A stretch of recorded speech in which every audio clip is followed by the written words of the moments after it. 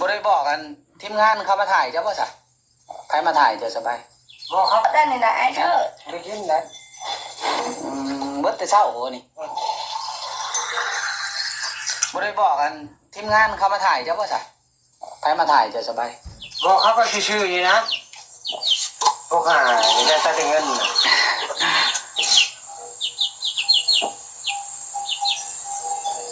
บอกกับบ่สนบ่เฮ้ยหนึ่งอะไรข้างหนึ่งไม่สี่ได้พังไปนะพี่น้องเลยเนาะก็คือเราอยากกินน้ำแต่แล้วว่าทีมงานบ่ซื้อให้เราเดี๋ยวนี้บ่ซื้อให้เราเลยล่ะเราด่าทีมงานพวกห้าแล้วว่ะพวกห้านั้นบอกกับบ่สนทั้งที่เราบ่ได้ลุกมาเว้านะทีมงานเลยเรามีแต่นอนอย่างเดียวมีแต่นอนละตีเมียเราด่าทีมงานแบบบ่ไว้หน้าเลยน่ะปัดเตอร์เบาลี่กำลังได้ยินได้นี่เห็น FC คอมเมนต์น่ะก็เลยเข้าไปเบิ่งเข้าก็ซื้อไปให้มาเนาะน้ำก็เจาะให้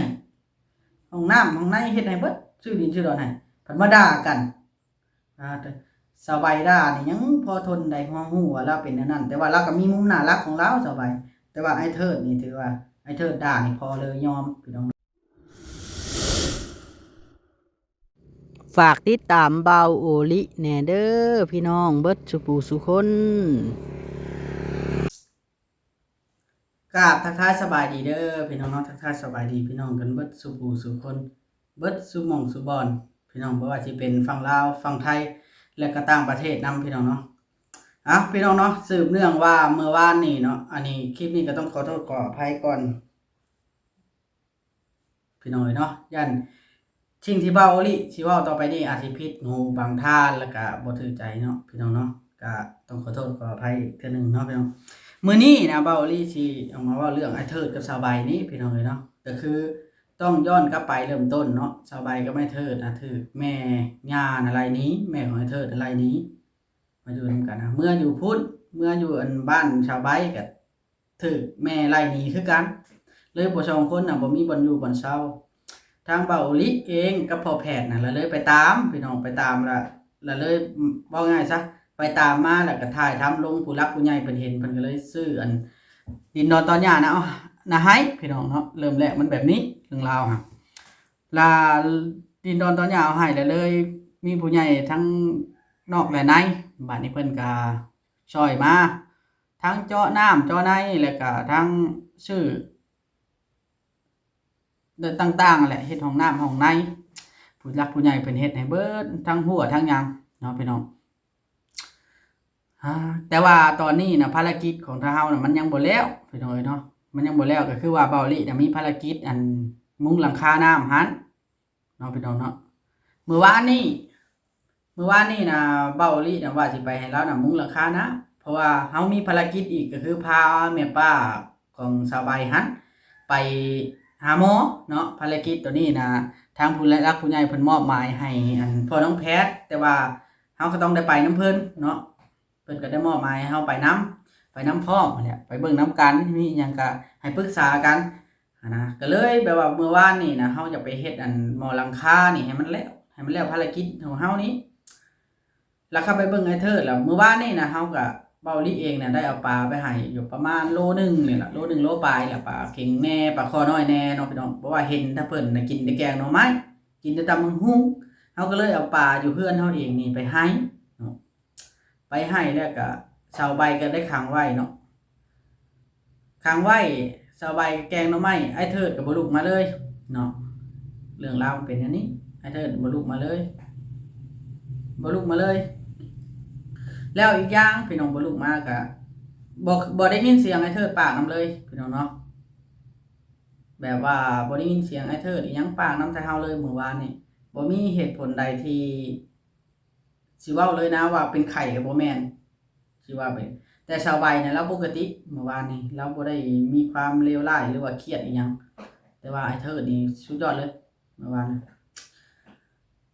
มันสะดุดอยู่มื้อนี้น่ะพี่น้องเนาะเบาลิได้ไปเบิ่งคลิปเบาน้อยเบาน้อยบ้านนาพี่น้องเนาะไอ้น้อยนั่นแหละคลิปไอ้น้อยชาวแลแล้วไปถ่ายตอนแลงเนาะพี่น้องถ่ายตอนแลงนะพี่น้องถ่ายตอนแลงล่ะ มันมีคำหนึ่งดอกที่ไอ้เทิดเว้ามาเว้าง่ายๆถ้าเพิ่นเล่าด่าทีมงานเลยแหละด่าทีมงานว่าเอาด่าแบบบักห่าบักหุงเลยแหละพี่น้องเอ้ยเนาะก็คือตอนนี้นะแต่ว่าเบาลี่นะยังภารกิจยังค้างอยู่เนาะภารกิจยังค้างอยู่เฮาเบาลี่เฮ็ดภารกิจแล้วเนี่ยเบาลี่ก็สิได้ถอยแล้วสิเฮ็ดภารกิจให้มันแล้วก่อนเบาลี่สิถอยแบบจริงๆจังๆเพราะว่าคันชาวใบด่านี่เบาลี่ยังว่าพอทนได้พี่น้องพอทนเพราะว่าเฮาฮู้ว่าเราเป็นคนจังไดคันไอ้เธอด่านี่เบาลี่รับบ่ยอมรับบ่ได้ว่าซั่นซะยอมรับบ่ได้เพราะว่าเฮาพยายามช่วยแล้วพยายามช่วยแล้วแต่ว่าเราผัดคิดว่าเฮานี่หาแต่ผลประโยชน์จากเราทั้งที่ตอนเราบ่มีบ่อนอยู่อะนะพี่น้องเนาะตอนที่ว่าเราอยู่เถียงลุงเงินเราก็อยากให้เฮาน่ะไปหาเมียให้เราเพราะว่าเราบ่มีจะมองปัญญาไปหาเราก็เว้าเนาะพอเฮาหาเมียมาแล้วปัจจุบันด่านำหลังไหนบ่ได้เด้อพี่น้องเอ้ยเบิ่งเบาลีสิให้เบิ่งเด้อเรื่องมันมีอยู่ว่าน้ำน่ะมันเบิดกินน้ำน่ะเบิดกินน้ำเบิดกินนะพี่น้องแล้วมาโทษทีมงานเฮาว่าทีมงานเฮาบ่ซื้อให้มันโทษบ่ได้ไดพี่น้องเอ้ยเพราะว่าเงินเฮาก็ให้ซุมื้อเด้มื้อละ10ละ20ค่ะคันอยากน้ำก็ไปซื้อกินแหละไปซื้อแต่ยาสูบ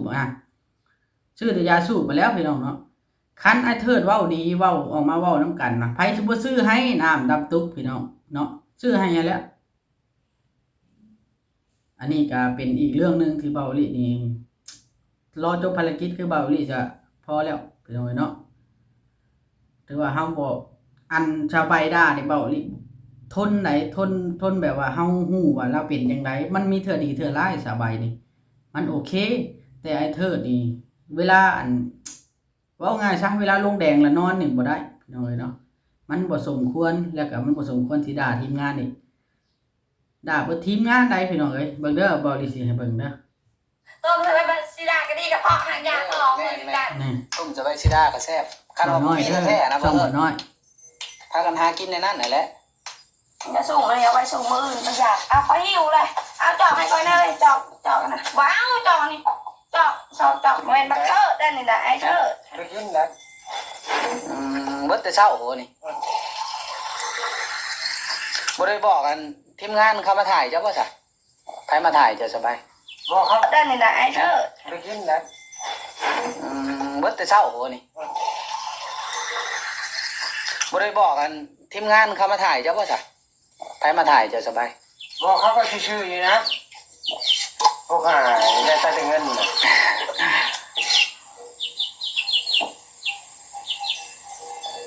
บอกกับผู้ชนบ่ เฮ้ยหนึ่งอะไรข้างหนึ่งอ่ะ แล้วว่าเราบอกทีมงานที่เฮาแล้วว่าน้ำเบิดเราบ่ได้เว้านำทีมงานที่เฮาจักคำดอกมีแต่ให้อย่างเดียวให้ชาวใบให้มีแต่ตีเมียอย่างเดียวว่าง่ายคาดถ้าเราเฮาก็บ่ฮู้กันว่าเราเป็นหยังแต่ว่ามันมือซื่อนั่นเนาะมือซื่อนั่นมือตัดเสาก็ยังดีๆอยู่ยังดีๆอยู่เด้มือตัดเสาน่ะยังดีๆบัดมือใหม่มาอาการเป็นแนวนี้พี่น้องเนาะอาการเป็นแนวนี้บอกว่าน้ำเบิดกับบ่สนพวกห่านั่นเราอะนะก็เบิดแล้วเด้พี่น้องเนาะแสดงว่าเราก็บ่ได้มีหยังมากมายล่ะแล้วบัดเนี้ยเบ้าลี่ก็สิอันนั้นแล้วบัดนี้สิยอมแหละถือว่าจบภารกิจนี้ก็คือเฮาก็สิหย่าแล้ว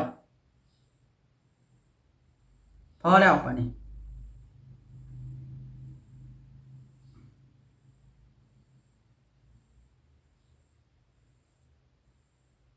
เนาะพี่น้องสิพอแล้วบัดสำหรับเบาลี่ได้ไผบ่พอก็บ่พอ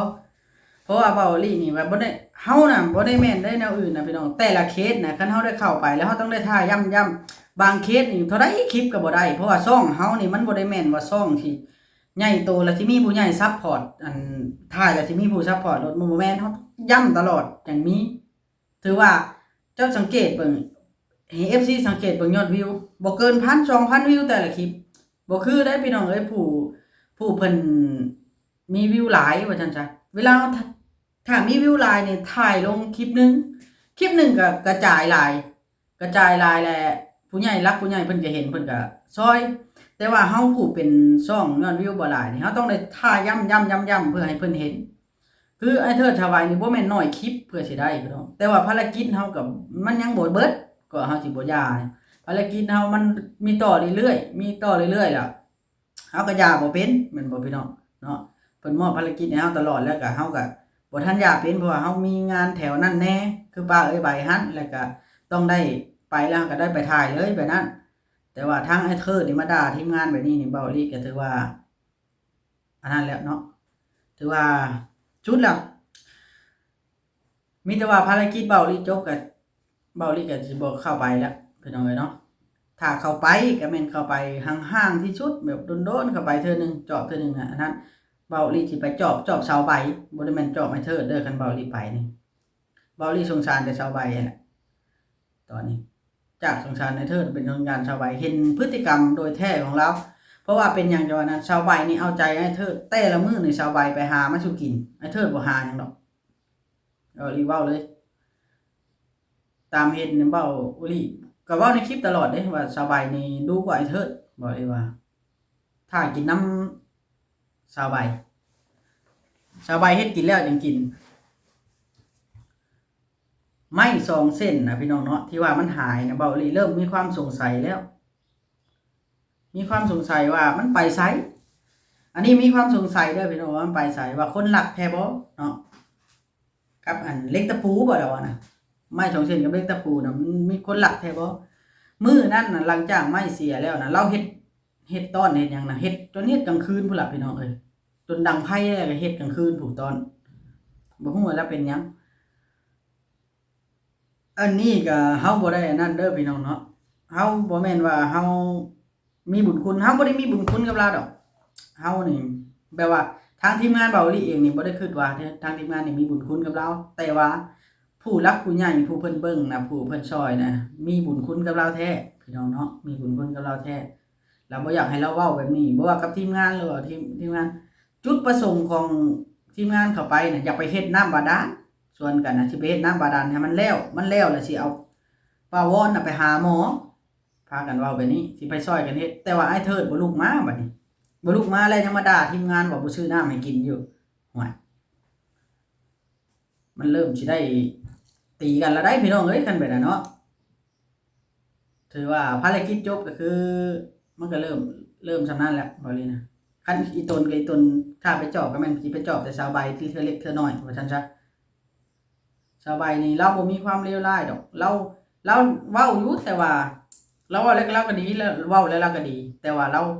ในมุมมองนึงมันเป็นคนแบบคือเด็กน้อยได้สาวใบนะพี่น้องอายุสาวใบก็รุ่นราวคราวเดียวนี่แหละพี่น้องก็เว้าลี่ตามพังเราจะ8 9นี่แล้วน่ะเราหาอยู่แต่ว่าเราดีสบายแล้วเราก็บ่เคยคิดที่สบายพี่น้องเราก็บ่เคยแบบว่านอนแบบบ่ปากน้ำมูน้ำอันนั้นนี่อีกพี่น้องเราฮู้จักถ้าบอกแล้วขอบใจแล้วขอบใจบ่เทิดนี่ว่าง่ายบุญสบายซะบุญสบายครับบอกรถพี่น้องเนาะคือป้าออดคืออันป้าเพิ่งป้าอันวอนนี่นะบุญสบายคือกันพี่น้องเนาะอันนี้ก็ต้องสาวใบนี่เราเป็นคนมีบุญในระดับนึงว่าซั่นซะในมุมมองนึงเราเป็นคนตาหักได้สาวใบพี่น้องเราว่าง่ายใช้หน้าจบตางามว่าซั่นซะเนาะพี่น้องแต่ว่าไอ้เทิดมาเฮ็ดแบบนี้นี่ก็โอ้ติดตัวพี่น้องเข้าหมู่ก็ซื้อไปให้แนวกินหมู่ก็เอาไปฝากอีช้าหมู่ก็หาให้เบิดพี่น้องบ่มีเวียกหยังดอกสิอยากนอนพักผ่อนนะพี่น้องคนนะนอนพักผ่อนเบิดมื้อแล้วยังมาด่าทีมงานว่าทีมงานบ่ซื้อน้ำนะพี่น้องเนาะแสดงว่าเราบ่อยากเปลี่ยนอยากแปลงถ้าบ่อยากเปลี่ยนอยากแปลงบ่เป็นหยังพี่น้องเนาะที่เดิมมีแต่ว่าจบภารกิจแล้วก็คือเนี่ยง่ายใช้ซอยพี่น้องเนาะบาดนี้ถ้าทีมงานไปก็คือไปจอบสบายเทื่อเล็กเทื่อน้อยโดนไปเทื่อนะแบบนั้นนะสิมีอยู่พี่น้องแต่ว่าเฮาก็บ่ปฏิเสธจักดิได้ว่าเฮาสิบ่ไปจักเทื่อนะมันเว้าบ่ได้เด้ตัวนั้นพี่น้องเอ้ยบางเทื่อเฮาอยากไปจอบสบายมีผู้หลักผู้ใหญ่ให้ไปจอบสบายเฮาก็ต้องไปอันว่าเฮาสิเอาแต่คำเว้าไอ้เทิดมันถิ่มปะสบายนี่เฮาก็บ่เฮ็ดดอกแบบนั้นนะแต่ว่าเบ้าลีนี่เริ่มมีความเครียดว่าถ้ามีความเครียดกับหมักหัวบกหัวใจแล้วตอนนี้เพราะว่าเฮาซอยแล้วพยายามเต็มที่แล้วพยายามเต็มที่ เบิดทุกอันนี่เฮาพยายามเต็มที่แต่ว่าเราเป็นคนที่บ่รับเองเนาะบ่รับเองเราบ่ได้อันนั้นได้พี่น้องเอ้ยเบิ่งบ่อีใช่เบิ่งบ่าวน้อยแท้ๆนะสูนมีพระคุณแท้ๆให้เฮ็ดงานเฮ็ดการ กับแม่ เด้อ เราพอดีให้ขี่ไปรถล้มรถเพคนนั่นเห็นไปได้ไป ร สิ ถเจ้านะ ไปสิพาไปซื้อน้ำเลยนี่ปะ เบิ่งเด้อพี่น้อง บ่กันเงินเอาให้พ่อน้ำนะ ให้ดอกติดชื่อน้ำให้นี่ ใช่เลย เงินมีอะไร เดี๋ยวนอนเพิ่นดึงอยู่พี่น้องไอ้น้อยไปเล่นน้ำก็บ่ลงมานั่งเล่นอยู่ล่างน้ำลาวแน่ ซื้ออยู่นี่ อ่ะ ไป ซื้อทานเขาอีร้านหน่อยอะไรอีพีดำ ไป ชาวใบก็บ่ได้ว่าแล้วดอกอันนี้นะเพราะว่าชาวใบนี่เป็นคนหาช่วยเธอกินในตอนนี้ ก็ประเภทน่ะสบาย ว้าวค่อยนี่ เรื่องตุ๊กไปนะ อะไรอะไร ประเภทเจ้าประเภท มื้อนี้ว่าทีมงานว่าสิซื้อชิ้นไปลาบอยู่หันพี่น้องซื้อชิ้นไปลาบอยู่หันละ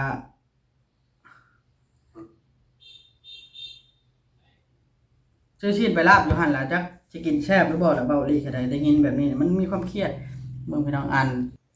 มีแต่เว้าซ้ำนั้นล่ะพี่น้องเบาลี่สิเว้ากันเนาะขอเบาลี่ขอเฮ็ดภารกิจผู้ใหญ่ใจดีมอบหมายให้นี่ให้จบพี่น้องเนาะให้จบสมบูรณ์ก่อนพี่น้องเนาะให้จบสมบูรณ์ก่อนแล้วจังว่ากันพี่น้องเนาะต่อไปนะผู้รักผู้ใหญ่บ่แม่นว่าบ่พังความผู้รักผู้ใหญ่ดอกพี่น้องเอ้ยเนาะ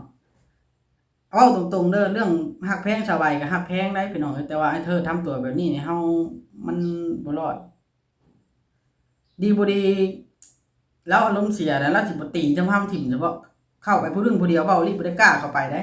ว่านี่น่ะเว้ารีเข้าไปถ่ายคลิปนึงเอาปลาให้ชาวใบเนาะแล้วเราเว้ารีออกมาอยู่นอกเลยออกมาอยู่นอกหัวเลยว่าอารมณ์เท่าเธอนี่เวลานั้นน่ะสิเราตีเมียเราเลยเราตีเมียแต่เมียเรานี่มีแบบเป็นคนดีน่าสงสารแล้วก็มีความอดทนกับผัวนี่ทั้งที่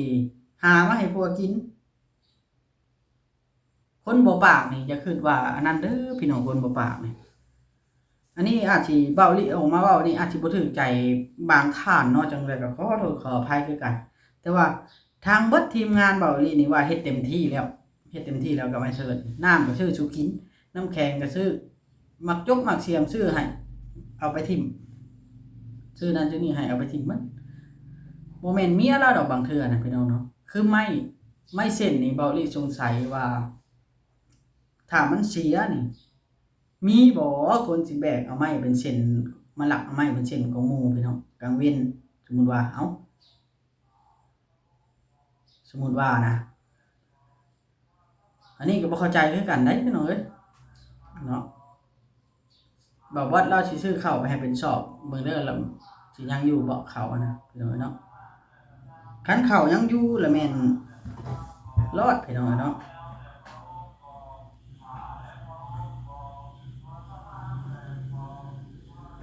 ผู้ใหญ่รู้รักผู้ใหญ่เพิ่นส่งมาก็อันนั้นแหละพี่น้องเนาะลำบาก